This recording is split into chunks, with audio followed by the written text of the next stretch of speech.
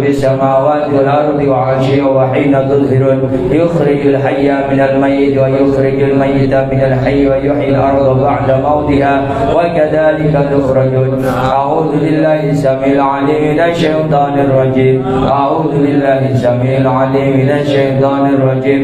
أعوذ بالله السميع العليم من الشيطان الرجيم.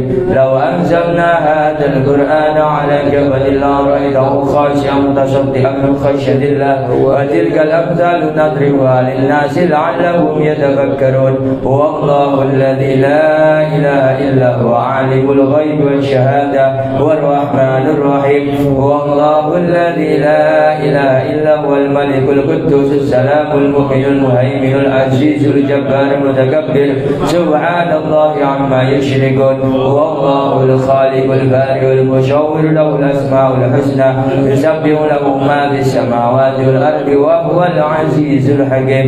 سلام على نوح في العالمين إن كذلك نجزي المحسنين إنه من عبادنا المؤمنين. أعوذ بكلمات الله التامات من شر ما خلق. أعوذ بكلمات الله التامات من شر ما خلق. أعوذ بكلمات الله التامات من شر ما خلق.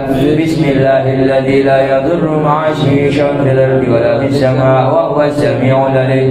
بسم الله الذي لا يضر مع اسمه شيء في الأرض ولا في السماء وهو السميع العليم. بسم الله الذي لا يضر مع اسمه شيء في الأرض ولا في السماء وهو السميع العليم. اللهم إني أشبعت منك في نعمة وعافية وستر فاعتم نعمتك علي وعافيتك وسترك في الدنيا الآخرة. اللهم إني أشبعت منك في نعمة وعافية وستر فاعتم نعمتك علي وعافيتك وسترك في الدنيا الآخرة. اللهم إني أشبعت منك في نعمة وعافية وستر فاعتم نعمتك علي وعافيتك وسترك في الدنيا الآخرة. اللهم إني أشبعت أشهدك أشهد حملة عرشك وملائكتك وجميع خلقك أنك أنت الله لا إله إلا أنت وحدك لا شريك لك وأن سيدنا محمدا عبدك ورسولك. اللهم إني أشبعت أشهدك أشهد حملة عرشك وملائكتك وجميع خلقك أنك أنت الله لا إله إلا أنت وحدك لا شريك لك وأن سيدنا محمدا عبدك ورسولك. اللهم إني أشبعت أشهدك أشهد حملة عرشك وملائكتك وجميع خلقك أنك أنت الله لا إله إلا أنت وحدك لا شريك لك وأن سيدنا محمدا عبدك ورسولك. اللهم إني أشبعت أشهدك أشهد حملة عرشك وملائكتك وجميع خلقك أنك أنت الله لا إله إلا أنت وحدك لا شريك لك وأن سيدنا محمدا عبدك ورسولك. الحمد لله رب العالمين حمدا يوافي نعمه ويكافي مزيده. الحمد لله رب العالمين حمدا يوافي نعمه ويكافي مزيده. الحمد لله رب العالمين حمدا يوافي نعمه ويكافي مزيده. آمنت بالله العظيم وكفرت بالجبت والطاغوت واستمسكت بالعروة الوثقى لا انفصام لها والله سميع عليم. آمنت بالله العظيم وكفرت بالجبت والطاغوت واستمسكت بالعروة الوثقى لا انفصام لها والله سميع عليم. آمنت بالله العظيم وكفرت بالجبت والطاغوت واستمسكت بالعروة الوثقى لا انفصام لها والله سميع عليم. رضيت بالله ربا وبالإسلام دينا وبمحمد صلى الله عليه وسلم نبيا ورسولا. رضيت بالله ربا وبالإسلام دينا وبمحمد صلى الله عليه وسلم نبيا ورسولا. رضيت بالله ربا وبالإسلام دينا وبمحمد صلى الله عليه وسلم نبيا ورسولا. حسبي الله لا إله إلا هو عليه توكلت وهو رب العرش العظيم. حسبي الله لا إله إلا هو عليه توكلت وهو رب العرش العظيم. حسبي الله لا إله إلا هو عليه توكلت وهو رب العرش العظيم. حسبي الله لا إله إلا هو عليه توكلت وهو رب العرش العظيم. حسبي الله لا إله إلا هو عليه توكلت وهو وهو رب العرش العظيم حسبي الله لا إله إلا هو عليه توكلت وهو رب العرش العظيم حسبي الله لا إله إلا هو عليه توكلت وهو رب العرش العظيم اللهم صل على سيدنا محمد وآله وصحبه وسلم اللهم صل على سيدنا محمد وآله وصحبه وسلم اللهم صل على سيدنا محمد وآله وصحبه وسلم اللهم صل على سيدنا محمد وآله وصحبه وسلم اللهم صل على سيدنا محمد وآله وصحبه وسلم اللهم صل على سيدنا محمد وآله وصحبه وسلم اللهم صل على سيدنا محمد وآله وصحبه وسلم اللهم صل على سيدنا محمد وآله وصحبه وسلم اللهم صل على سيدنا محمد وآله وصحبه وسلم اللهم صل على سيدنا محمد وآله وصحبه وسلم اللهم إني أسألك من فجاء الخير وأعوذ بك من فجاء الشر اللهم أنت ربي لا إله إلا أنت خلقتني وأنا عبدك وأنا على عهدك ووعدك ما استطعت أعوذ بك من شر ما صنعت وأبو لك بنعمتك علي وأبو بذنبي فاغفر لي فإنه لا يغفر الذنوب إلا أنت اللهم أنت ربي لا إله إلا أنت عليك توكلت أنت رب العرش العظيم ما شاء الله كان وما لم يشأ لم يكن ولا حول ولا قوة إلا بالله العلي العظيم أعلم أن الله على كل شيء قدير وأن الله قد أحاط بكل شيء علما اللهم إني أعوذ بك من شر نفسي ومن شر كل دابة أنت آخذ بناصيتها إن ربي على صراط مستقيم يا حي يا قيوم برحمتك أستغيث ومن عذابك أستجير أصلح لي شأني كله ولا تكلني إلى نفسي ولا إلى أحد من خلقك طرفة عين اللهم إني أعوذ بك من الهم والحزن وأعوذ بك من العجز والكسل وأعوذ بك من الجبن والبخل وأعوذ بك من غلبة الدين وقهر الرجال اللهم إني أسألك العافية في الدنيا والآخرة اللهم إني أسألك العفو والعافية المعافاة الدائمة في ديني ودنياي وأهلي ومالي اللهم استر عوراتها من روآتي اللهم فضل من بين يدي ومن خلفي وعن يميني وعن شمالي ومن فوقي وأعوذ بعظمتك أن أغتال من تحتي اللهم أنت خلقتني وأنت تهديني وأنت تنعمني وأنت تسقيني وأنت تميتني وأنت تحييني وأنت على كل شيء قدير أشبحنا على فطرة الإسلام وعلى كلمة الإخلاص وعلى دين نبينا محمد صلى الله عليه وآله وسلم وعلى ملة أبينا إبراهيم حنيفا مسلما وما كان من المشركين اللهم بك أصبحنا وبك أمسينا وبك نحيا وبك نموت وعليك توكل وإليك النشور أصبحنا وأصبح الملك لله والحمد لله رب العالمين اللهم إني أسألك خير هذا اليوم فتحه ونصره ونوره وبركته وهداه اللهم إني أسألك خير هذا اليوم وخير ما فيه وخير ما قبله وخير ما بعده وأعوذ بك من شر هذا اليوم وشر ما فيه وشر ما قبله وشر ما بعده اللهم ما أشبه بمن نعمة أو بأحد من خلقك فمنك وحدك لا شريك لك فلك الحمد ولك الشكر على ذلك سبحان الله وبحمده عدد خلقه ورضا نفسه وزنة عرشه ومداد كلماته سبحان الله وبحمده عدد خلقه ورضا نفسه وزنة عرشه ومداد كلماته سبحان الله وبحمده عدد خلقه ورضا نفسه وزنة عرشه ومداد كلماته سبحان الله العظيم وبحمده عدد خلقه ورضا نفسه وزنة عرشه ومداد كلماته سبحان الله العظيم وبحمده عدد عدد خلقي ورضا نفسي وزنة عرشي ومداد كلماتي سبحان الله العظيم وبحمده عدد خلقي ورضا نفسي وزنة عرشي ومداد كلماتي سبحان الله عدد ما خلق في السماء سبحان الله عدد ما خلق في الأرض سبحان الله عدد ما بين ذلك سبحان الله عدد ما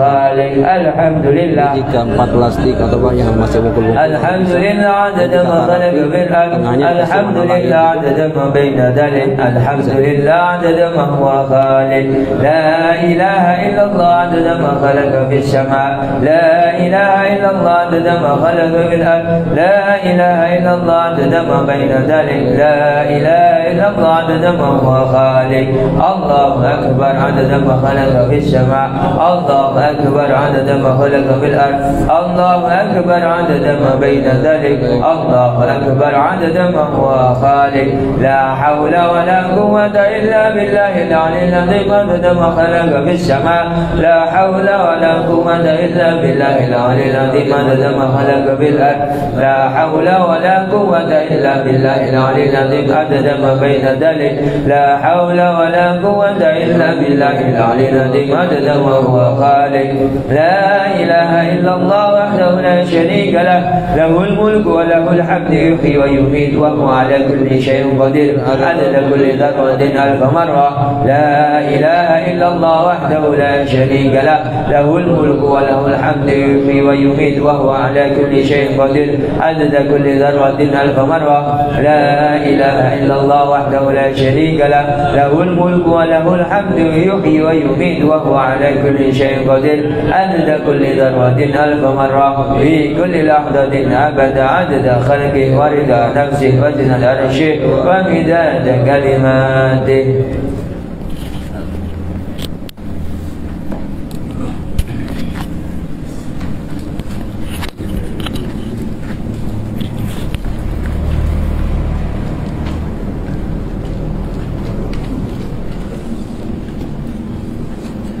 بسم الله الرحمن الرحيم اللهم إني أقدم إليك بين يدي كل نفس ولمحة ولحظة وخطرة وضربة يضرب بها أهل السماوات وأهل الأرض وكل شيء هو كائن بعلمك أو قد كان أقدم إليك بين يدي ذلك كله الحمد لله رب العالمين اللهم صل وسلم على سيدنا محمد وعلى آله في كل لحظة أبدا عدد نعم الله وإفضاله اللهم ربنا آتنا من لدنك رحمة وعلمنا من لدنك علما سبحانك لا علم لنا إلا ما علمتنا إنك أنت العليم الحكيم بسم الله الرحمن الرحيم نويت التعلم والتعليم والتذكر والتذكير والنفع والانتفاع والإفادة والاستفادة والحث على التمسك بكتاب الله العزيز وسنة رسوله والدعاء إلى الهدى والدلالة على الخير ابتغاء وجه الله تعالى ورضائه وقربه وثوابه سبحانه اللهم صل على سيدنا محمد وآله وسلم اللهم علمنا علما نفقه به أوامرك ونواهيك وارزقنا فهما نعرف به كيف نناجيك يا أرحم الراحمين اللهم إنا نسألك فهم النبيين وحفظ المرسلين وإلهام الملائكة المقربين اللهم أغننا بالعلم وزينا بالعلم وأكرمنا بالتقوى وجملنا بالعافية يا أرحم الراحمين اللهم إنا نستودعك ما قرأناه أو نقرأه في هذا المجلس وما قبله وما بعده فاحفظه علينا حتى ترده إلينا وقت احتياجنا إليه يا أرحم الراحمين اللهم أكرمنا بنور الفهم وأخرجنا من ظلمات الوهم وافتح لنا أبواب رحمتك وانشر علينا حكمتك يا أرحم الراحمين سبحانك لا علم لنا إلا ما علمتنا إنك أنت العليم الحكيم وصلى الله على سيدنا محمد وعلى آله وصحبه وسلم اللهم يا من مقاليد الأمور كلها بيده وإليه يرجع الأمر كله يا فتاح يا عليم افتح علينا فتحا قريبا وصلى الله على سيدنا محمد وعلى آله وصحبه وسلم. Bismillahirrahmanirrahim. Radhiyallahu ankum wa qala radhiyallahu an. Masalah-masalah yang berhubungan dengan rukun ruku'. Nah, bismillah, alhamdulillah, wassalatu wassalamu ala rasulillah Sayyidina Muhammad bin Abdullah.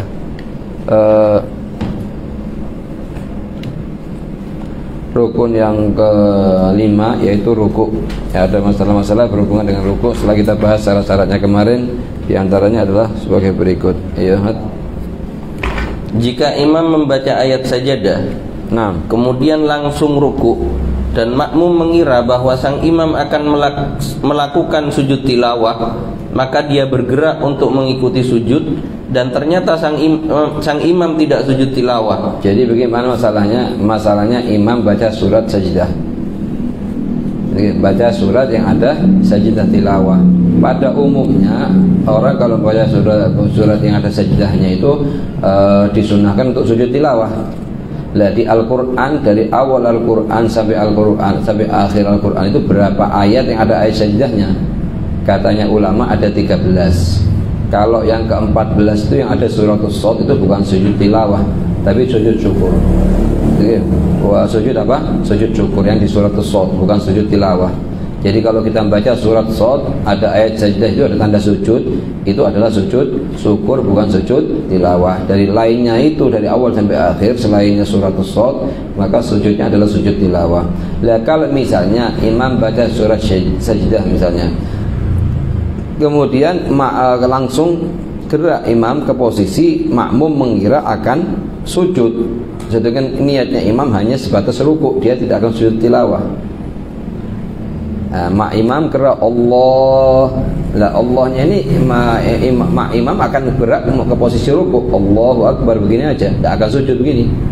Cuman makmum dari arah belakang dia ngikutin sebelum selesainya imam sampai kemana posisinya, dia tahu, dia keburu ngikutin. Lah ngikutinnya dengan niatan akan sujud tilawah karena baru saja membaca sujud tilawah. Kemudian ternyata terbukti bahwa imam di posisi ruku. Apakah boleh berhenti di posisi ruku? Karena gerakannya tadi niatnya untuk sujud tilawah. Kita ketahui kemarin, setiap gerakan kita akan ruku, apakah harus niatkan untuk ruku atau tidak perlu niat?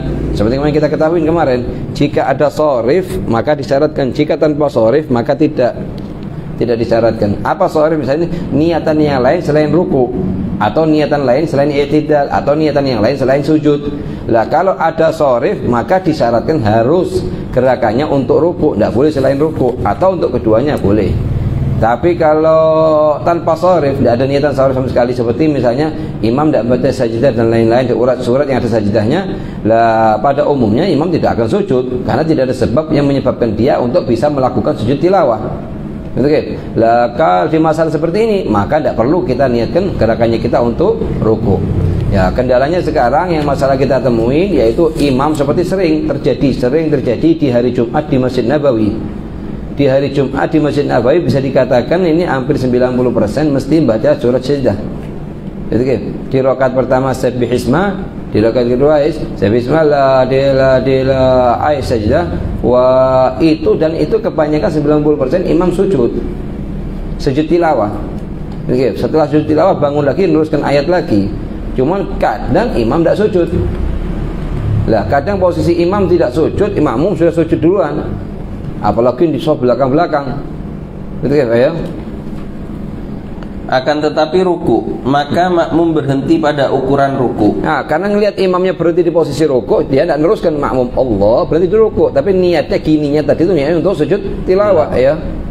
Maka hukum ruku makmum tersebut adalah tidak sah. Menurut sebagian ulama hukumnya tidak sah rukunya karena gerakannya niatnya untuk sujud tilawah.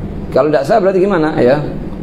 Dan wajib baginya kembali berdiri kemudian ruku. Allahu Akbar lagi, baru Allahu Akbar di posisi ruku. Karena gerakannya tadi tidak dihitung, ya. Hal ini menurut pendapat Al-Imam Ibn Hajar. Menurut pendapatnya Ibn Hajar. Menurut pendapatnya Ibn Hajar tidak sah, harus kembali lagi ke posisi ruku, ya. Dan Syekh Zakaria Al-Ansari, gurunya Ibn Hajar namanya Syekh Zakaria Al-Ansari, ya. Sedangkan menurut pendapat Al-Imam Jamal Ramli dan Al-Imam Khatib Syirbini, hukum rukuknya adalah tetap sah. Rukuknya tetap sah. Menurut Imam Ramli dan Imam Khatib Syirbini pengarang kitab Mughnil Muhtaj, Imam Ramli pengarang kitab Nihayatul Muhtaj, mereka berdua mengatakan sah. Karena gerakannya makmum aslan semata-mata untuk ngikutin imam. Dimanapun posisi imam dia akan ikutin. Imam mau rukuk dia ikutin, imam mau sujud akan diikutin. Makanya oleh katanya mereka berdua yughfar, kesalahannya niatnya makmum itu yughfar, diampuni, dimaafkan. Dengan pengertian halas dihukumi rukuknya sah, tidak perlu balik lagi, kembali lagi. Jadi intinya apa kesimpulannya? Kesimpulannya kalau imam baca ayat yang ada sajdahnya, sebetulnya dia dianjurkan untuk melakukan sujud, tapi dia tidak akan melakukan sujud tilawah. Karena sujud tilawah sunnah, boleh dia kerjakan, boleh dia tinggalkan. Lah di posisi tersebut imam memilih meninggalkan sehingga dia berhenti di posisi ruku. Allahu Akbar, di posisi ruku. Sedangkan makmum tidak tahu kabarnya imam, tidak tahu niatnya imam akan mengerjakan apa. Dia mengira pakai inisiatif dia, pengiraan dia sendiri bahwa imam karena baca ayat saja dia akan sujud, maka gerakannya digunakan untuk sujud. Dalam masalah ini setelah melihat imam di posisi ruku, dia berhenti di posisi ruku dan diteruskan sujud. Kalau diteruskan sujud batal salatnya.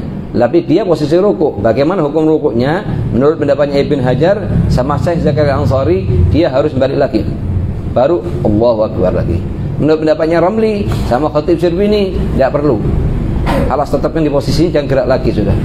Yuktafar, dimaafkan atas kesalahan niatnya dia, waktu gerakannya akan digunakan untuk sujud. Ya. Perbedaan pendapat di atas yaitu jika sang makmum telah selesai membaca suratul Fatihah. Ini semua omongan kalau makmum itu waktu dia mau Allah memang sudah selesai Fatihahnya. Tapi kalau di iyyaka na'budu wa iyyaka nasta'in terus selesai bacaannya sajdahnya imam langsung seakan-akan menunjukkan dirinya akan sujud. Kemudian makmum ngikutin dengan dasar ngira akan sujud tilawah. Setelah kelihatan imam di posisi rukuk, bagaimana posisi dia? Ya. Dan jika sebelum membaca suratul Fatihah sebelum rukuk, maka wajib mengikuti imamnya. Kemudian menambah 1 rakaat setelah salamnya imam dari sholat. Kalau makmum ini belum selesai, kan ada masalah-masalah kita ketahui waktu kita baca di rukun yang keempat atau rukun yang ketiga, yaitu rukun membaca suratul Fatihah. Surat Fatihah ini kan harus dibaca secara bersambung, tidak boleh diputus-putus, sehingga harus wajib ulang lagi. Di antaranya kecuali kalau diputusnya dengan beberapa masalah, di antaranya ngikutin sujud tilawahnya imam. Misalnya sekarang begini gambaran masalahnya, imam baca Fatihah selesai, imam baca Fatihah selesai, sekarang makmum baca Fatihah. Tengah-tengah makmum baca Fatihah, imam itu baca surat sajdah, kemudian imam sujud tilawah. Makmum di pertengahan Fatihah, iyyaka na'budu wa iyyaka nasta'in. Kemudian apa? Ngelihat imam sujud tilawah, hukumnya gimana? Tinggalkan dulu Fatihahnya nanti, ikut sama imam sujud tilawah. Setelah ikut sama sujud tilawah, berdiri lagi, teruskan, bukan diulang lagi dari depan Fatihahnya. Fatihahnya tidak keputus dengan sujud, tidak muktafar, termasuk perkecualian itu. Tidak putus dengan apa? Dengan mengikuti imam untuk melakukan sujud tilawah. Nah, dalam masalah ini seperti ini, kalau sekiranya imam melakukan sujud tilawah, tapi ini kenyataannya imam tidak melakukan sujud tilawah. Oleh karenanya apa? Oleh karenanya wajib bagi makmum untuk ngikutin imam di tempat posisi yang dia ada, tidak boleh kembali lagi. Terus setelahnya itu ditambah 1 rakaat setelah salamnya imam. Karena seakan-akan dia meninggalkan rakaat tersebut sudah. Apa sebab meninggalkannya? Karena tidak baca Fatihah dengan sempurna. Kenapa imam yatahammal? Imam yatahammal kalau imam itu bisa nanggung Fatihahnya makmum kalau sekiranya imam ahlan ditahammul. Yaitu kapan? Kalau makmumnya masbuk. Sedangkan imam sekarang bukan masbuk, muafik dia. Sehingga imam tidak bisa nanggung Fatihahnya makmum. Oleh karenanya itu intinya dia harus untuk nambah 1 rakaat setelah salamnya imam. Jadi anak ulang lagi, gimana gambaran masalahnya secara singkat dan gimana hukumnya.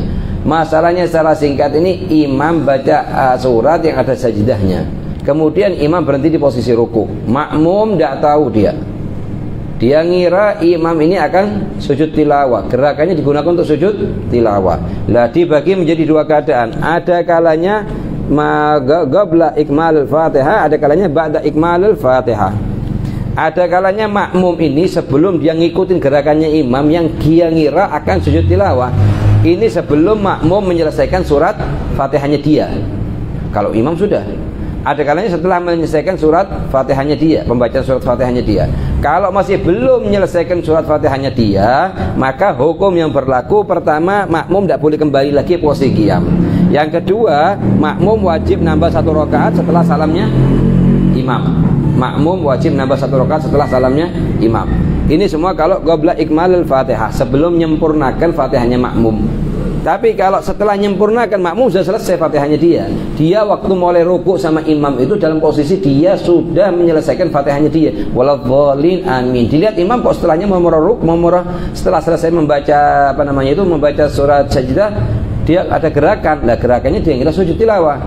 Ternyata bukan rukuk. Nah, ini ada dua pendapat. Oke, menurut pendapatnya siapa namanya pertama? Ibnu Hajar sama Syekh Zakaria Al-Ansari. Syekh Zakaria. Jangan lupa namanya dua orang. Yang kedua namanya Romli sama Khatib Syrbini. Nah, menurut pendapatnya Ibnu Hajar sama Syekh Zakaria Al-Ansari, dia harus balik ke posisi berdiri, kemudian harus ngulangi rukuknya lagi. Menurut pendapatnya siapa? Romli sama Khatib Syrbini, dia tidak boleh kembali dan terhitung cukup. Jadi posisi seperti ini kadang kita butuh di waktu tengah-tengah sholat. Kadang kita ingat sekarang perincian seperti ini, kita tulis, ingat. Kalau masih tulis, ingat. Tapi kalau dari tulis bisa kita punya lupa. Betul. Lah, muskilahnya apa? Muskilahnya waktu pas sholat perincian ini kita lupa. Betul. Mau nyari kitab, batal sholatnya kita.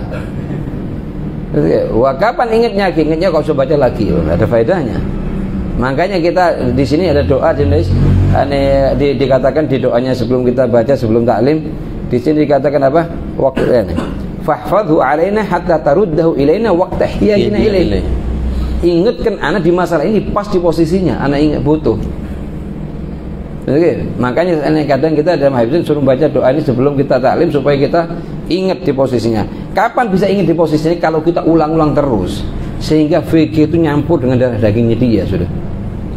Di posisi begini harusnya begini, di posisi begini harus begini. Itu ingat dia. Betul. Di waktu dia mana? Tengah-tengah sholat, kan begitu ya.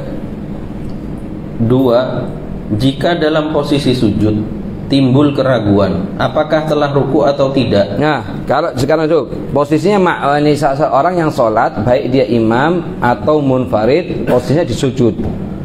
Lah waktu sujud dia ragu, anak tadi sebelum sujud ini sudah ruku, sebelum itu sudah ruku atau belum? Ayo. Maka wajib berdiri untuk ruku. Nah, hukum pakai hukum aslinya. Apa hukum aslinya? Enggak ngerjakan ruku. Al-asal adamuhu. Oke, pakai hukum aslinya. Al-asal adamuhu yaitu apa? Berarti belum ruku. Harus kembali ke posisi berdiri, kemudian ruku, kemudian i'tidal, kemudian balik lagi ke sujud. Ini semua kalau munfarid sama imam. Karena salatnya dia tidak bergantung dengan salatnya orang lain. Ya. 3. Jika membaca ayat Al-Quran dalam posisi ruku atau rukun-rukun lainnya selain rukun berdiri, maka hukumnya adalah makruh. Makruh. Misalnya kita baca di waktu ruku, baca surat Al-Fatihah atau surat Al-Falaq, An-Nas, atau waktu sujud kita baca surat Al-Quran dan lain-lain, hukumnya makruh. Karena posisi Al-Quran itu di posisi berdiri, baik di sholat fardu atau sholat sunnah. Baik di sholat fardu atau di sholat sunnah. Lah kalau misalnya kita mau baca, batal soalnya tidak batal. Salat itu tidak batal dengan zikir, tidak batal dengan doa, tidak batal dengan pembacaan Al-Qur'an. Tidak batal dengan tiga ini. Misalnya kita di waktu ruku atau di waktu sujud kita membaca Wirdul Latif, boleh. Batal salatnya tidak batal. Atau kita misalnya membaca di waktu i'tidal atau kita baca di waktu ruku, batal tidak? Hah? Mau baca Wirdul Latif di waktu i'tidal atau ruku atau sujud, batal enggak? Atau julus sajdatain, batal enggak?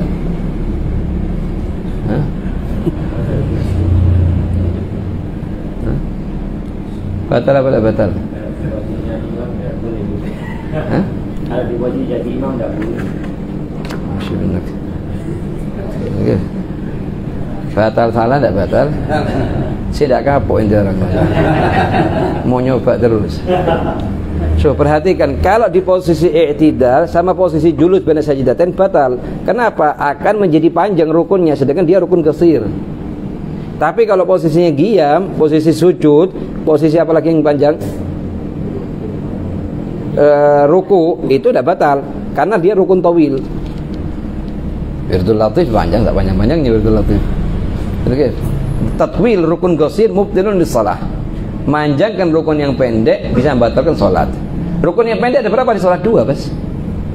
Al-i'tidal sama julus baina sajdatain. Lah itu dua ruknun qasir, dua rukun yang pendek kalau dibaca dipanjangkan lebih dari ukuran yang dianjurkan batal salatnya. Tapi kalau apa namanya itu, kalau rukun yang panjang seperti sujud, qiyam, ruku, rukun panjang itu tidak masalah, 1 jam tidak apa-apa. Karena dia rukun panjang aslan. Itu kan? Lain hanya kalau apa? Satu i'tidal. Yang kedua julus baina sajdatain. Itu kan? Maka kalau manjangkan keduanya ini menjadi batal. Enggak. Itu kan? Perhatikan. Kalau i'tidal ada perinciannya. Kalau i'tidal rakaat akhirah enggak. Kalau i'tidal selain rakaat akhirah batal. Kenapa? Karena katanya ulama al-i'tidal rakaat akhirah mahallun fil qunut fil jumlah. Oke. Jadi intinya apa? Intinya memperpanjangkan i'tidal ini batalkan salat apa enggak? Ada kalanya batal i'tidal ya. Kita bahas tentang i'tidal satu dulu ya. Kita men'tidal. Batal ada kalanya tidak. Oke. Enggak batal di dua masalah. Kalau di i'tidal rakaat akhirah atau di salat sunnah tasbih. Ini di dua masalah i'tidal tidak apa-apa dipanjangkan. Oke. Kalau ini batal di selain keduanya ini batal. Oke. Kenapa? Karena i'tidal kendalanya i'tidal sama julus baina sajdatain ruknun qasir. Rukun yang pendek. Oke. Ayo. Hasan ditulis. Kalau ditulis nih insyaallah khawatir seminggu lagi tinggal setengah maklumatnya. Sebulan lagi tidak ada. Oke, saya. 4. Jika seorang makmum mendapatkan imam dalam posisi ruku, maka sekarang imam makmum masuk ke masjid mau sholat zuhur misalnya.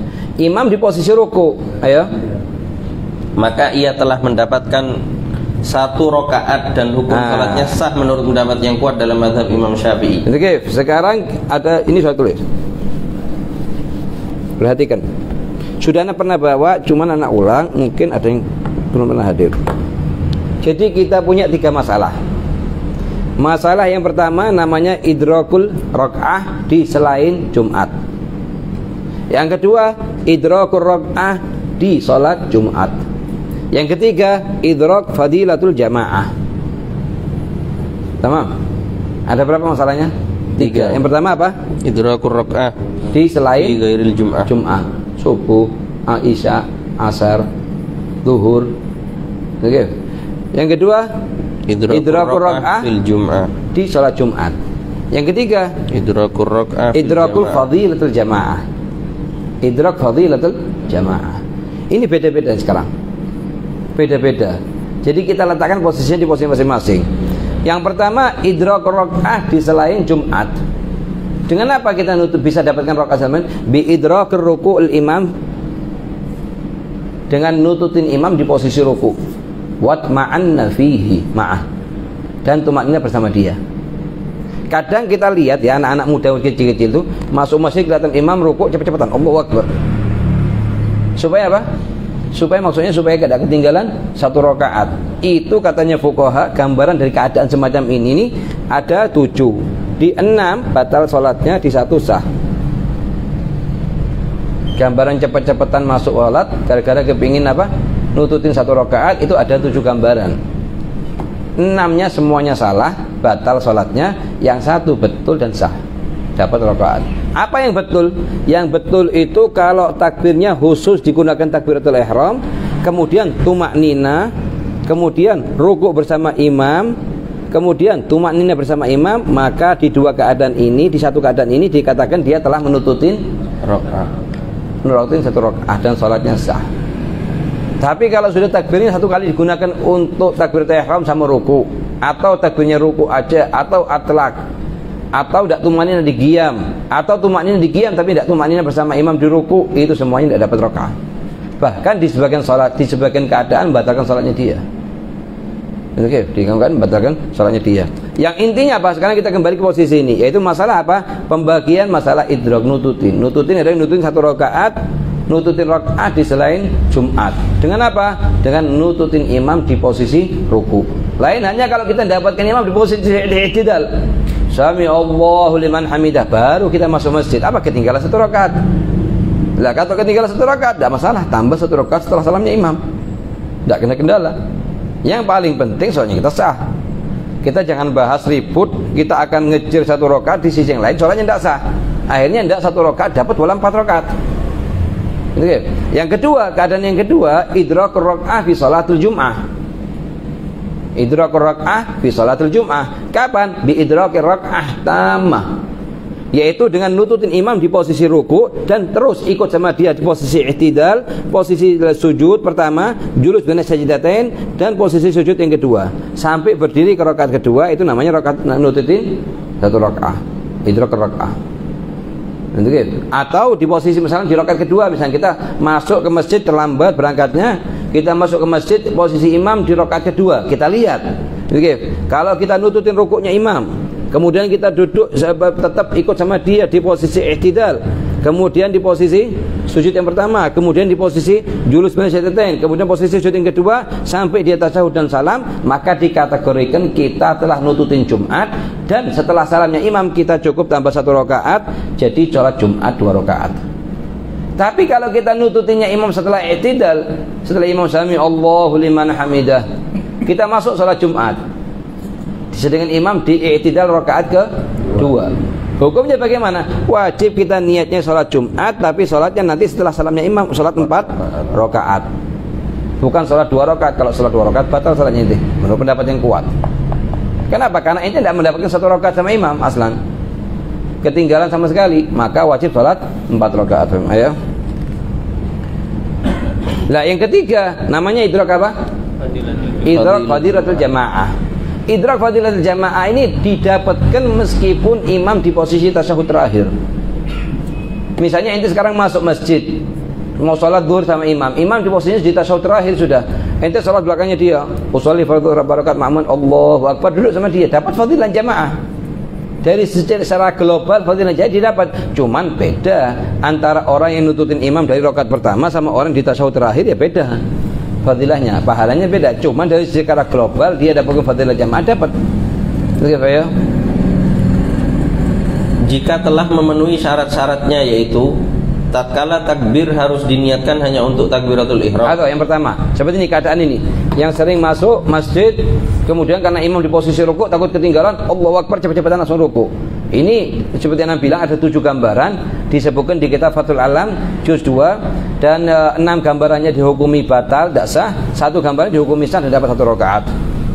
Kapan dihukumi sah 1 rakaat? Yang pertama harus diniatkan untuk takbiratul ihram. Untuk takbiratul ihram, Allahu akbar, niatnya untuk takbiratul ihram. Karena untuk takbiratul ihram rukun.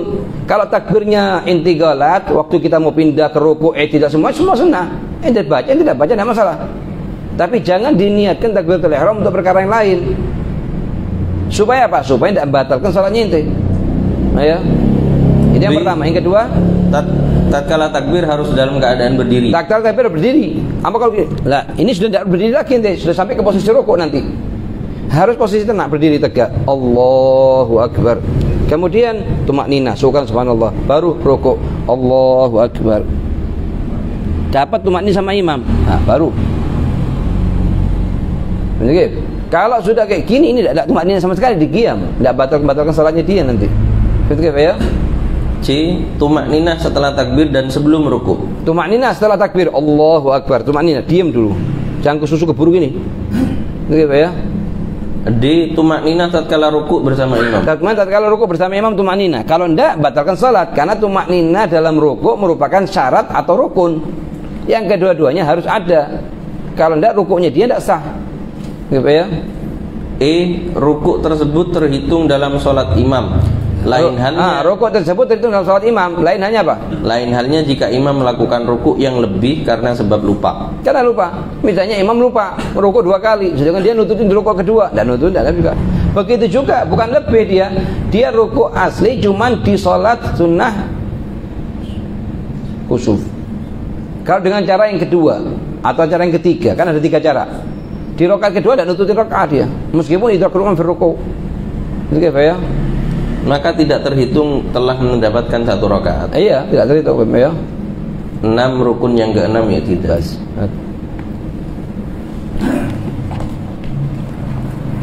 Ya.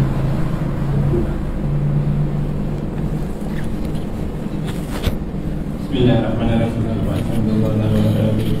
Amin. Mar'un المعقود عليه في النكاح حل الاستمتاع اللازم المؤقت بموت أحد الزوجين. Nah, Bismillah, alhamdulillah, wassalatu wassalamu ala Rasulillah Muhammad bin Abdullah wa ala alihi washabihi wa wala. Sudah kita bahas. Sekarang perhatikan. Nikah ini lebih mirip kepada akad jual beli.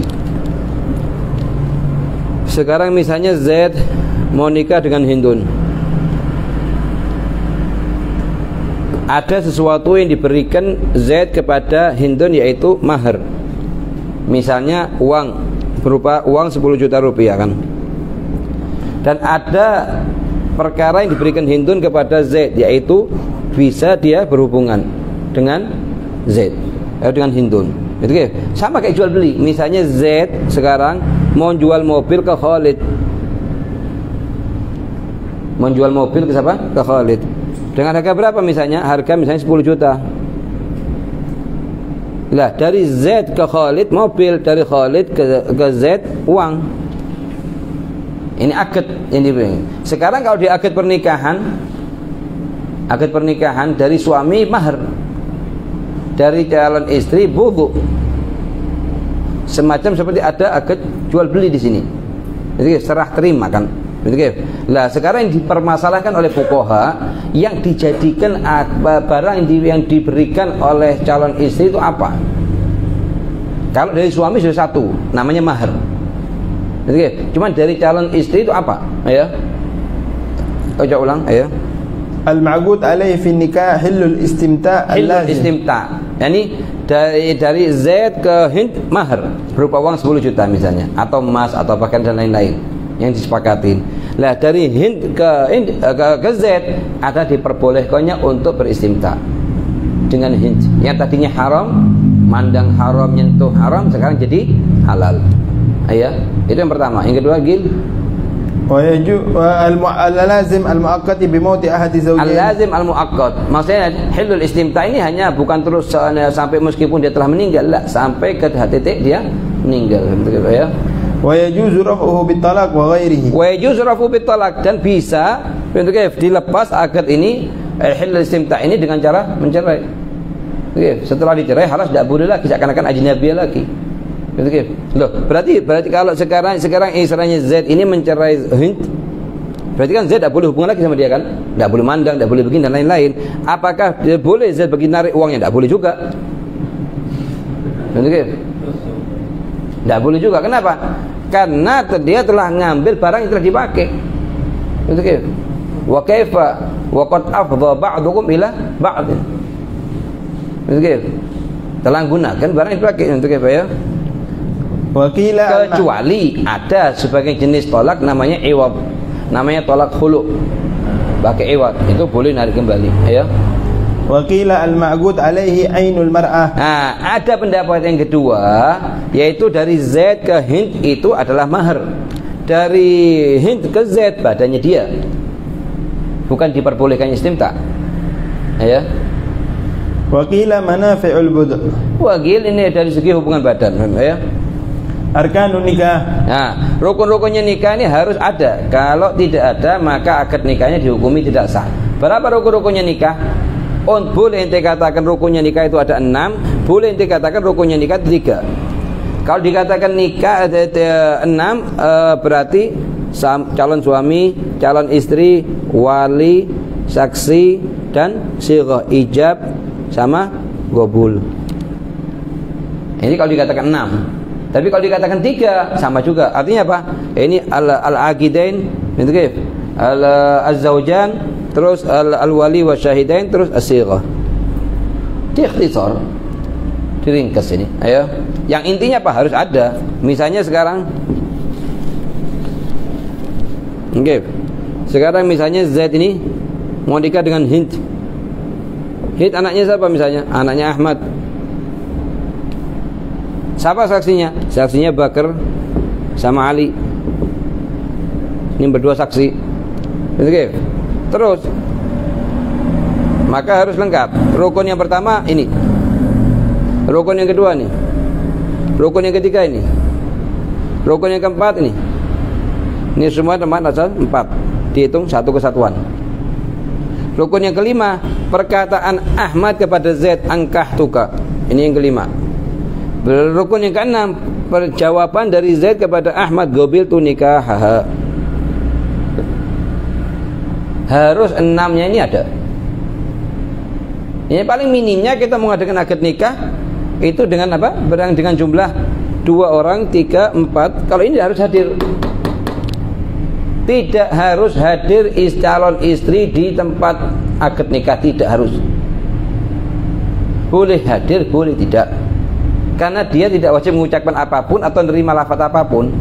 Yang bicara hanya wali sama calon suami. Kalau dia diem aja sebagai pendengar, boleh hadir, boleh tidak. Apalagi, perhatikan ya, apalagi kalau sekiranya ini calon istri dipakein hiasan semuanya, terus suruh hadir di depannya orang laki semuanya, depannya para undangan semuanya, suruh dengarkan. Ini salah kaprah ini. Kenapa? Karena sekarang ini pertama istri dengan seluruh zinahnya dia seluruh hadir.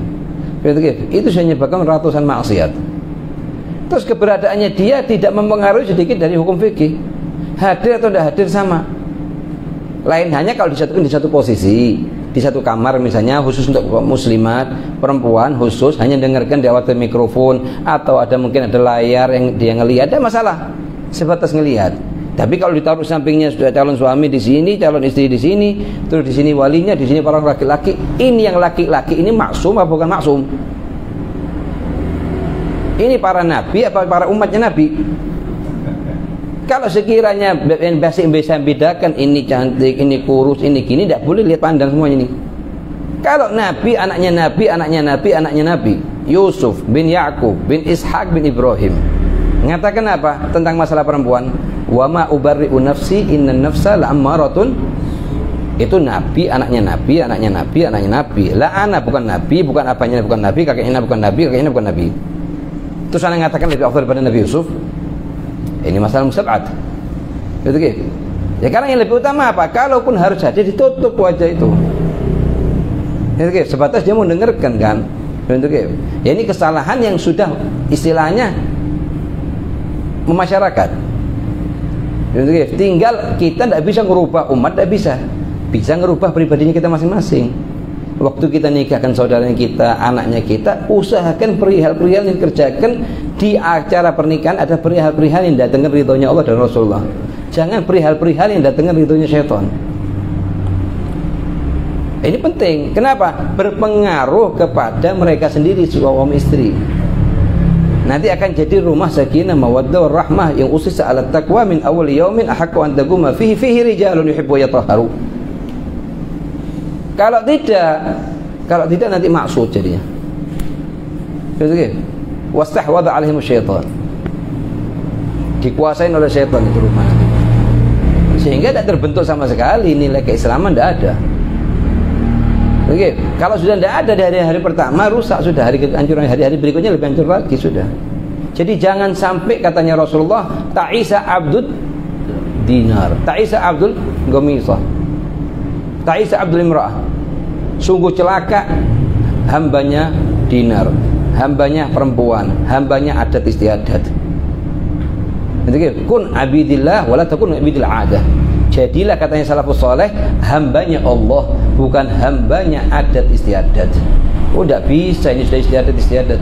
Apa yang tidak bisa? La ta'at li makhluk fi maksiatil khaliq. Tidak bisa, harus kalau acara besar-besaran harus mau tidak mau ngikutin adatnya masyarakat. Tidak usah acara besar-besaran. 10-20 orang ente undang, semuanya pakai akal, semua pakai iman, pakai Islam. Walang undang 100 orang.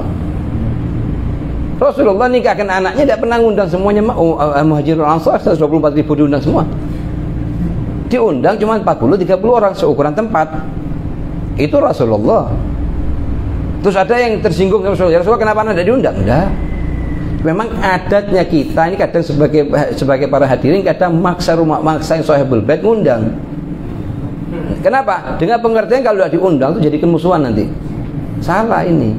Jadi kalau kita diundang ya kita alhamdulillah makasih. Tidak diundang ya alhamdulillah kita ma'dzur, mungkin ada udzur yang kita tidak tahu. Selesai masalah. Tidak usah dibuat gawat ente diundang tidak diundang. Kenapa? Kadang kita maksa orang sahibul bait, nanti sahibul bait menyebabkan dia utang sana, utang sini gak garanti. Terjadi nih. Sampai sebagian dari Rasulullah dari mereka utang ke bank. Utang ke bank mikirin hanya untuk jaga lisannya orang. Setelah acara pun tidak selamat dari lisannya orang. Kurang ininya, kurang itunya. Kenapa? Ente ngikutin makhluk. Coba ngikutin Imamul Anbiya wal Mursalin, la ta'ata li makhluk wastul khaliq ahsanlak. Dan tidak mungkin dia nyari ridhonya orang. Terus setelah orang hadir acaranya ente dengan ratusan juta ente keluarkan, ente maksa atau puluhan juta ente keluarkan, apakah orang akan mengenang acara ente tahunan? Enggak. Besok pagi sudah lupa dengan apa yang ente buat. Cuman ente tidak lupa dengan utangnya ente. Bertahun-tahun ente kepikiran dengan utangnya ente. Yang ahsan apa? Ikutin Muhammad bin Abdullah sallallahu alaihi wasallam. Acara nikah Rasulullah tidak ada yang mau dimajukan apa? Kurma sama potongan jubnah. Apa jubnah? Keju. Alas. Diundang, panggil berapa orang? 10-15 orang, ini walimahnya Rasulullah. Kalau misalnya kita buat acara walimah, ada usah repot-repot misalnya. Kita beli nasi pecel bungkusan, kira-kira yang hadir gitu. Tidak bakal ridho. Kita mau maksa diri, tidak bakal ridho. Kalaupun mereka ridho sebentar, kita kepikiran sama utang bertahun-tahun. Maafi ahsan, tidak ada yang lebih utama daripada kita kerjakan acara sesuai gonun aturannya hukum syariat tanpa maksa diri. Punya uang lebih, kasihkan ke calon suami sama istri. Kita maksa diri untuk lisannya orang, calon suami, calon istri miskin hari kedua tidak punya apa-apa. Kenapa? Karena sefaktor nyari lisannya orang. Dan ini sudah dijelaskan oleh Imam Abdul Wahhab Asy-Sya'rani dalam kitabnya Lataiful Minan, yang beliau sudah sekitar beliau hidupnya sekitar 500 tahun yang lalu. Jadi fikrah semacam ini sudah ada. Kadang sebagai suami kuat, mau kepingin buat segini-gini, cuman kena pengaruh perempuan ini, kalah lagi. Inna kaidahunna azim. Siapa yang mengatakan azim? Rabbul Azim. Ini pengaruhnya perempuan kuat. Enggak, ini kita tidak enak-enak. Pernah ada namanya Habib Abdullah bin Husain bin Thahir, Imam Azim, yang pengarang kitab apa namanya? Yang tiap malamnya 1000 rakaat. Suatu hari dia akan nikahkan putrinya. Kemudian musyawarah sama keluarganya. Ditanya, siapa yang mau diundang? Maksudnya Habib Abdullah bin Thahir, undangan seukuran tempat ukuran cukup 25 orang, undang 25 orang. Tidak usah maksa diri di atas luar tempat. Akhirnya apa? Katanya sebagian dari keluarganya, enggak, dia Habib kalau tidak diundang bulan itu termasuk ini perkara tidak baik bagi kita, nanti orang bilang ditulis F1, megang subha. Habib Abdullah megang subha, megang tasbih. Yang kedua, pulang kalau diundang yang kedua. Yang ketiga, yang keempat, dibuku satu-satu. Kampung satu ini selesai, kampung lagi sampingnya juga. Setelah itu kampung satunya lagi. Sampai full ini satu sekali. Kata Habib bin Thahir, yang ahsan tidak usah pakai uyup ini semua, tidak usah pakai. Besok pagi kita undangkan 7-8 orang. Assalamualaikum. Allah sudah ada semuanya. Nanti kalau ini diundang, tidak diundang, tersinggung. Tapi mereka tidak mengerti udurnya sahibul bait. Tahunya kenapa anda tidak diundang. Ini maksa kita sahibul bait agar dia jatuh kepada perkara-perkara yang tidak diridhoi oleh Allah. Bukan hakata sya'nul mukmin. Sahabat itu Rasulullah waktu ngundangi menikahkan Siti Fatimah Zahra dengan Sayyidina Ali bin Abi Thalib, enggak 124.000 diundang. Ukuran 20-30 orang. Yang lain enggak. Terus tanya ke Rasul, "Ya Rasul, kenapa kemarin ada diundang kemarin?" Enggak ada. Kenapa? Mereka ahlul iman. Apa yang dikatakan Rasulullah halas ini. Tahu keadaannya Rasulullah halas. Enggak ada satupun dari mereka yang kenapa saya tidak diundang. Ma'dzur. Jadi kita selalu ambil udzur dari saudaranya kita. Kita selalu ambil udzur kita diundang, alhamdulillah diundang, ma'dzur, kita doakan supaya kedua mempelai itu bahagia dunia akhirat, bisa mengerjakan hukum syariat, ngamalkan hukum syariat di dalam rumahnya mereka masing-masing. Kita bantu doa. Yang penting apa? Yang penting kita tidak maksa sahibul bait sampai jatuh ke perkara utang atau perkara-perkara yang lain tidak diridhoi oleh Allah gara-gara sebabnya harus mengundang kita. Ayo. Arkanun nikah khamsatun. Zaujun ini calon suami Z. Ayo. Wa zaujatun. Zaujat Hindun. Ayo. Wa waliyun. Wa wali misalnya apanya Ahmad, akan datang perinciannya aulia nanti. Ayo. Wa syahidan Bakar wa Ali. Ayo. Wa sigha perkataannya Ahmad, ijab ini as-sighah itu ijab dan qabul. Perkataannya Ahmad kepada Zaid, zawajtuka fulana binti fulana binti fulan bimahar kadza wa kadza. Kemudian Zaid ini menjawab qabitu nikahaha bil mahril madhkur. Ayo. Liqauli Rasulullah sallallahu alaihi wasallam kullu nikahin la yahduruhu arba'atun fa huwa sifah. Kullu semua nikah yang tidak dihadiri oleh empat siapa? 2 saksi, suami dan calon suami sama wali. Itu adalah sifah, adalah zina. Katanya Rasulullah. Makanya di sini Imam Syafi'i mewajibkan harus ada 4. Wali 1, calon suami 2, 2 orang saksi jadi 4. Ayo. Wa qala alaihi salatu wassalam fattaqullaha fin nisa. Fattaqullaha fin nisa adalah bertakwalah Allah kepada waktu megang seorang perempuan. Ayo. Fa innakum akhadtumuhunna. Sesungguhnya kalian akhadtumuhunna ngambil mereka ini semua perempuan-perempuan ini ya. Bi amanillah. Di amanillah. Dengan amanat yang Allah serahkan kepada kalian. Amanat apa? Maknanya banyak. Betul. Kalau kita mau bahas masalah amanat dari 1 hari tidak cukup. Yang Allah kasihkan kepada Allah. Tadinya perempuan itu di rogobahnya abahnya, ditanggung jawabannya abahnya. Setelah ente mengatakan gobitu nikah, di satu sisi ente boleh bahagia, di satu sisi ente harus agak sedih sedikit. Kenapa anu sedih? Karena semua yang dikerjakan perempuan tersebut mulai detik itu dihisapnya ente. Ente sekarang duduk di itikaf di masjid, ada apa-apa dikerjakan di rumahnya masuk ente. Karena kewajiban didik sudah pindah ke tangannya ente. Ar-rijalu qawwamuna 'alan nisa. Betul. Makanya katanya salaf an-nikah farah syahr wa hamud dahr.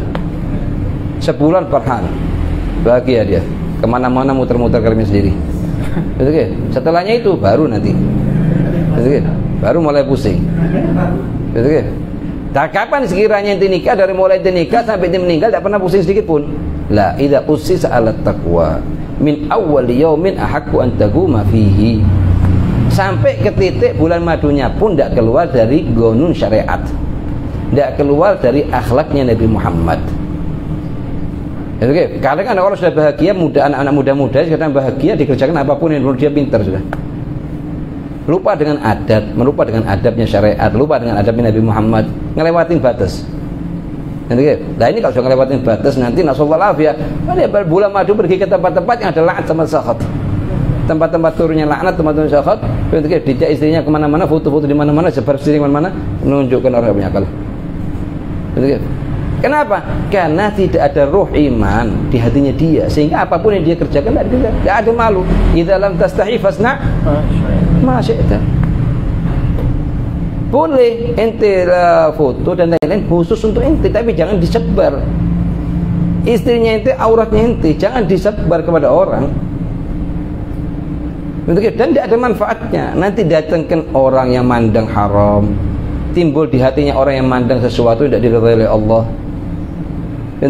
Atau timbul hasud, kena musibah gara-gara tingkahnya ente tidak ngikutin sunnahnya Muhammad bin Abdullah sallallahu alaihi wasallam.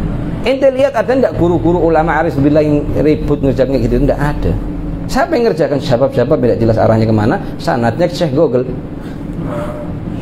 Hanya untuk nyari ridhonya Syekh Google itu kerjakan semua. Banyak nanti yang ngadu kena begini, kena begitu. Banyak masyakil akan datang, kita bahas, kita baca nanti. Masyakil zaujiyah semua gara-gara faktor HP. Masalah timbul sampai ke level cerai. Gara-gara apa? Faktor HP. Karena tidak ada ruh iman. Adabnya Nabi Muhammad itu harus dipakai dari hari pertama, dari ngatakan gobil tuh. Jangan sampai ada ngelewatin hukum syariat. Kalau kepingin bahagia dunia dan akhirat. Wa illa akan masuk di firman-Nya Allah, ya ayyuhalladzina amanu inna min azwajikum wa auladikum aduwwul lakum. Musuhnya kalian. Siapa yang mengatakan musuhnya kalian? Bunda, ini kan saya yang ada. Allah yang mengatakan dalam Al-Qur'an. Aduwwul lakum. Kapan adu? Kalau kita tidak didik dia. Muskilahnya kita punya semangat ngasih nafkah, nyenengkan dengan segala bentuk masalah dunia, kita punya semangat. Tapi usahakan semangat juga lah 20%, 5%, 15% untuk akhiratnya mereka. Dengan pengertian misalnya, contoh yang kita bahas pada kemarin, kita masuk ke rumah sama istri dari luar, mau masuk rumah, ajarkan ke mereka baca ayat kursi. didik. Kalau enggak, ya tidak ente membaca, wala dia baca. Masuk ke rumah misalnya dari luar, masuk rumah, Allahu la ilaha illallah qayyum. Tahu dia, oh kalau masuk rumah harus baca ayatul kursi. Diajak, dipegang, diajarin langsung. Kalau cuma disuruh, tidak kira dikerjakan.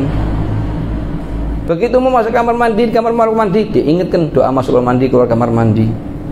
Bangun tidur sudah baca doa, tidak ada baca doa. Sekarang baca ini kertas, tolong dibaca ini. Mau sholat dilihat ada siwaknya enggak. Ini baru nanti timbul ketenangan. Ini insya Allah kalau kayak gini ini ente selamat di akhirat. Di samping ente masya Allah sudah baik sama dia, kasih makanan, minumannya dicukupin, semua pakaian dicukupin, tempat dicukupin, bagus. Khairukum li ahli. Apa khairiyah ini? Khairiyah tentang rohnya dia, pribadinya dia, imannya dia lebih utama daripada khairiyah tentang berhubungan dengan badan dan pakaiannya dia. Gitu. Kita ngelihat istri kita antara maghrib sampai isya, waktu sangat mulia, nonton televisi, dia diam, nggak bakal diam. Kalau kepingin tahu suaminya marah, coba ente buka televisi antara maghrib sampai isya. Ini baru suami. Kalau ente ikut nonton, ini musibah lagi. Ente ngambil kopi, duduk sampingnya istri, ikut nonton maghrib sama isya. Yang orang nangis, ente nonton televisi. Salafus saleh itu antara maghrib sama isya nangis. Kenapa? Waktu sangat mulia. Apalagi di akhir lail, 1 jam waktunya orang tahajud. Waktu yanzilu rabbuna ila sama'id dunya wa ghairi dzalik, itu harus kita buat bernamaz. Loh, dari dulu kita tidak pernah, mulai besok pagi dibuat satu-satu, jangan dikasih sekaligus. Dikasih 100 tidak mampu, dia pikir kayak di pondok nanti rumahnya dia. Dirubah jadi pondok nanti. Ya kita lihat sendiri, guru kita lihat sendiri. Bagaimana dia masuk sama istri, kita lihat sendiri. Di pintu langsung Allahu la ilaha illallah qayyum. Semuanya satu, Allahu la ilaha qayyum. Itu lihat sendiri. Ditanya mana siwaknya, tidak ada, dibelikan siwak. Siwak itu sudah ada. Habib Zain itu kantongnya selalu penuh siwak. Kalau tidak ada, itu dilihat ada siwaknya. Jangan dihilangkan lagi besok, dia bilang. Ini dikasih lagi. Begitu. Muskilah sekarang dibagi siwak, besok pagi tidak bawa siwak lagi. Bagi siwak tidak bawa lagi siwak lagi. Lah itu satu aja.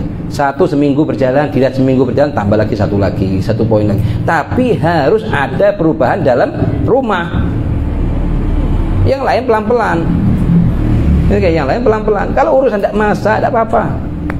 Tidak nyucikan baju, tidak masalah. Tidak membersihkan rumah, jangan dibersihkan rumah. Karena tidak wajib bagi dia.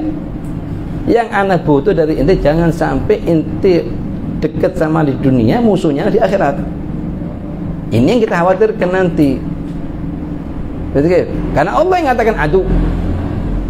Wa illa ahakan nas, nanti orang yang paling berhak sama inti dari kiamat istrinya inti, anaknya inti. Ahakan nas. Bagaimana di dunia sahibnya inti, di akhirat pun di sahibnya inti, di barzaknya pun sahibnya inti. Rahimallahu imra'an zaujan. Allah merahmati seorang suami yang bangun malam kemudian bangunkan istrinya. Kita dengar hadis ini balik-balik. Ayo praktekkan. Bangunin meskipun 5 menit, buka matanya suruh baca la ilaha illallah, suruh tidur lagi. Kalau tidak mau bangun, pelan-pelan, ini bertahap. Begitu suruh bangun 1,5 jam sebelum maghrib, sebelum subuh kesulitan juga. Tapi tidak 5 menit. Yang paling penting inti dulu harus berubah. Lah kalau intinya sudah baca seminggu, baru aja istrinya baca. Intinya sudah kebiasaan baca, bangun tidur baca doa, inti baca, baru kadang-kadang datang kenikmatan. Itu namanya rumahnya inti itu ya tara inda ahli sama kama tara an-nujum li ahli ard. Malaikat akan mandang rumahnya itu penuh dengan cahaya naik turun. Jadi bagaimana kita mandang nujum, apa nujum? Bintang di langit itu penuh dengan sinar. Jadi begitu juga. Lah tuh gitu kan, usahakan satu-satu. Lupa kita kalau masuk ini tidak ada doanya, tempelkan doa itu. Tempelkan doa di pintu. Sekiranya itu jangan sampai masuk rumah kecuali baca doa. Sebab Rasulullah mengatakan barang siapa yang masuk rumah tidak baca doa, baca kursi, maka syaitan ikut juga masuk. Kalau sudah waktunya makan, tidak baca doa, tidak baca apapun, maka syaitan ikut masuk. Berarti ikut mabit di situ. Sampai katanya Habib Zain sering bawa hadis, ada ketemu 2 syaitan. Yang satunya gemuk banget sehat walafiat, yang satunya kurus banget. Kemudian saling nanya kepada yang lain, kenapa kok kamu kurus seperti ini? Katanya iya, aku setiap kali masuk mau ganggu satu hamba, setiap dia kali mau masuk rumahnya baca ayat kursi, aku tidak bisa masuk. Setiap kali mau makan baca bismillah, tidak bisa ikut makan. Kata temannya yang gemuk, ana ndak. Ana punya murid. Setiap kali masuk rumah nurut dengan perkataannya, tidak mau baca apapun. Setiap kali makan tidak baca bismillah, selesai wala baca alhamdulillah. Makanya anak ikut makan, ikut duduk mabit, bermalam di rumahnya dia sehingga gemuk badannya. Betul. Nah ini usahakan kalau ada kayak gini, memang kita bentuknya ini syaitan, lagi menjadikan ibrah bagi kita, pelajaran bagi kita ini. Ayo. Wastahlaltum furujahunna bi kalimatillah. Wastahlaltum furujahunna, kalian dihalalkan oleh Allah bisa beristimta dengan perempuan tersebut bi kalimatillah, dengan kalimat Allah. Apa kalimatnya Allah? Al-kalimah al-waridah fil Quran wa huwa lafdzu tazwij wal inkah. Yaitu lafaz tazwij dan lafaz inkah, tidak bisa pakai selain keduanya ini. Betul. Falamma qadha Zaidun minha wataran zawwajnakaha. Betul. Fankihu ma taba lakum minan nisa mathna wa thulatha wa ruba'. Ya. Wa ghairu dzalik min al-ayat ya. Wa laysa fi kitabillahi illa lafdhun nikah wa tazwij. Illa tazwij, tidak ada selainnya ya. Dengan pengertian tidak boleh menikahkan perempuan dengan selain lafaz nikah dan tazwij, misalnya saya jual atau saya hibahkan atau saya hadiahkan, tidak sah. Menurut mazhab Imam Syafi'i, menurut mazhab Abu Hanifah, semua lafaz boleh selama disebutkan mahar. Sebagian menurut Imam Malik, disebutkan lafaz boleh, sebagian lafaz tidak boleh selama diikuti dengan mahar juga. Ayo. Fadalla ala annahu lam yastahil furuja illa bihima. Illa bihima. Begitu ya. Ahkamun nikah. Bas. Ahkamun nikah supaya kita tahu ada kategorinya nikah ini wajib, ada kategorinya nikah ini sunnah, ada kategorinya nikah ini mubah, makruh, ada kategorinya haram, ada kategorinya mubah. Tergantung dari keadaannya masing-masing. Tidak bisa dikatakan nikah itu sunnah. Tergantung siapa? Ada kategorinya wajib, ada kategorinya makruh, ada kategorinya haram. Sebagaimana kita besok akan lanjutkan. Begitu ya. Rabbana anfa'na bima ربنا انفعنا بما علمتنا رب علمنا الذي ينفعنا رب فقهنا وفقه أهلنا وقرابات لنا في ديننا مع أهل قدر أنثى وذكر رب وفقنا ووفقهم لما ترتضي قولا وفعلا كرما وارزق الكل حلالا دائما وأهل أتقياء لما نحظى بالخير ونكفى كل شر ربنا وأصلح لنا كل شؤون وأقر بالرضا منك العيون واقضي أن ربنا كل ضيوف قبل أن تأتينا رسل المنون واغفر واستر أنت أكرم من ستر وصلاة الله تغشى المصطفى من إلى الحق دعانا والوفاء بكتاب فيه للناس شفاء وعلى الكرام الشرفاء وعلى الصحب المصابيح الغرر اللهم اهدنا بهداك واجعلنا ممن يسارع في رضاك ولا تولنا وليا سواك ولا تجعلنا ممن خالف أمرك وعصاك وحسبنا الله ونعم الوكيل ولا حول ولا قوة إلا بالله العلي العظيم وصلى الله على سيدنا محمد وعلى آله وصحبه وسلم والحمد لله رب العالمين في كل لحظة أبدا عدد خلقك ورضا نفسك وزنة عرشك ومداد كلماتك. الفاتحة روح بنا رسول الله محمد بن عبد الله ثم إلى أرواح آبائه وإخوانه من الأنبياء والمرسلين ثم إلى أرواح جميع أهل بيت الرسول جميع أصحاب الرسول جميع ساداتنا على في علوي خصوصا إلى أرواح الإمام الشافعي وجميع علماء المحمدية وجميع علماء الشافعية وجميع أولياء الله وأئمة الملة ثم إلى أرواح صاحب الحضر المقام سيدنا الإمام الأنبياء عبد الله بن عمر بن عبد الله الثاني والحبة الحديث والإنسان خير وأدب بن عبد الله بن الصفا بن عبد الله بن الموصل ثم إلى بن أحمد بن ماني بن طيب وفضل ثم إلى أرواح الميقات من آل بن طه من علوي أحمد ثم إلى أرواح الإنسان الجبري ثم إلى أرواح أبو بكر بن محمد بن مسلم ثم إلى أرواح محمد بن أبو بكر بن سالم ثم إلى أرواح الإنسان الجبري ثم إلى أرواح جميع أولياء الله في أمر الله ثم إلى أرواح والدينا والديكم وأمواتنا وأمواتكم حبيب سالم بن عبد الله شاهد بن المشهور شيخ محمد بن عبد المالك وأصولهم وأفضل جميع شيخنا في الدين وأن الله يغفر لهم ويرحمهم ويتغشى بالرحمة ويسكن في الجنة ويكون ما قرأنا حجة لنا لا حجة علينا وأن نسأل الله أن يوفقنا للعمل بما سمعنا بما قرأنا وأن الله يحفظنا من شر إنس من شر دين شر ضار فاضل حاقد حاسد سر كل شر وأن الله يحفظنا من شر كل ذي شر في الدنيا والآخرة الهدي يكون يا صالح الجامع الشامل لخيرات الآخرة وإلى حضرة النبي سر الفاتحة بسم الله الرحمن الرحيم الحمد لله رب العالمين الرحمن الرحيم